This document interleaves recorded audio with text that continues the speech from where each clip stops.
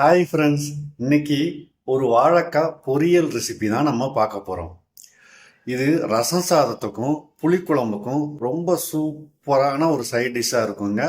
Try பண்ணி பாருங்கள். அதே மாதிரி இந்த வீடியோவை சப்ஸ்கிரைப் பண்ணாமல் பார்க்குறவங்க தயவு செஞ்சு சப்ஸ்கிரைப் பண்ணிட்டு பாருங்கள். வீடியோவை பார்த்துட்டு கமெண்ட் பண்ணுங்கள், லைக் பண்ணுங்கள். வாங்க வீடியோக்குள்ளே போகலாம்.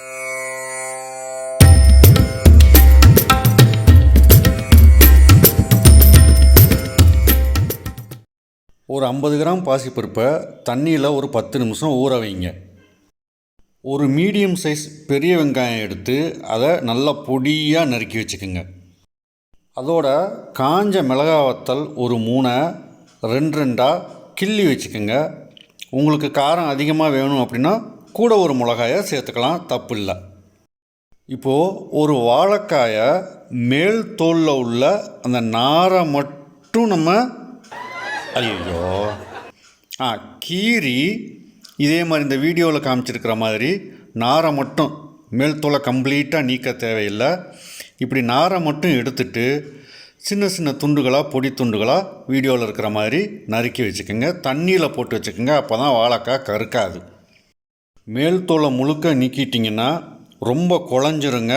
அதனால் சீவும்போது கவனமாக சீவுங்க. இது ஒரு பக்கம் இருக்கட்டும். இப்போது ஒரு ஸ்டவ்வை ஆன் பண்ணி கடாயை அடுப்பில் வச்சு சமையல் எண்ணெய் ஒரு 2 டீஸ்பூன் ஆட் பண்ணிக்கோங்க. எண்ணெய் காஞ்சதும் கடுகு உளுந்து ஒரு டீஸ்பூன் ஆட் பண்ணுங்கள். கடுகு உளுந்து பொரிஞ்சதுக்கப்புறம் கருவேப்பிலை ஒரு 4-5 இனுக்கு சேருங்க. சேர்த்துட்டு அது கொஞ்சம் வெடித்ததும் நம்ம நறுக்கி வச்சுருக்கக்கூடிய வெங்காயத்தையும் மிளகாயையும் சேர்த்து வதக்கிக்கோங்க. வெங்காயமும் மிளகாயும் ரொம்ப நேரம் வதங்கணும்னு அவசியம் இல்லைங்க, பாதி வெந்தால் போதும். இந்த ஸ்டேஜில் ஒரு சின்ன துண்டு இஞ்சியை தட்டி அதில் சேர்த்துக்கோங்க. இஞ்சி பச்சை வாசம் போனதுக்கப்புறம் நாம் நறுக்கி வச்சுருக்கக்கூடிய வாழைக்காய் துண்டுகளை சேர்த்து லேசாக வதக்கிக்கோங்க. இது இப்படி வதங்கிக்கிட்டு இருக்கும் பொழுது ஒரு அரை டீஸ்பூன் அளவு மஞ்சத்தூளும் சேர்த்து வதக்குங்க. வாழைக்காயினுடைய வளவளப்பு போனதுக்கப்புறம் நம்ம ஏற்கனவே ஊற வச்சுருக்கக்கூடிய பாசிப்பருப்பை இதை தண்ணியோடு சேர்த்துக்குங்க. ஏன்னா நம்ம திரும்பி தண்ணி ஆட் பண்ண போகிறோம், அதனால் அப்படியே தண்ணியோடையே கூட சேர்த்துக்கலாம், தப்பு இல்லை. பாசிப்பருப்பும் வாழைக்காயும் வேகிற அளவுக்கு கொஞ்சமாக ஒரு டம்ளர் அளவுக்கு தண்ணி சேர்த்துக்குங்க. இந்த ஸ்டேஜில் இந்த டிஷ்ஷுக்கு தேவையான அளவு உப்பு சேர்த்து நல்லா கலக்கி விடுங்க.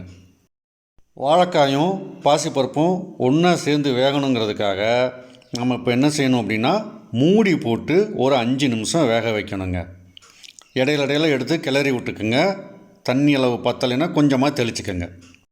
5 நிமிஷம் கழித்து திறந்து கிளறி விட்டு பாருங்கள்.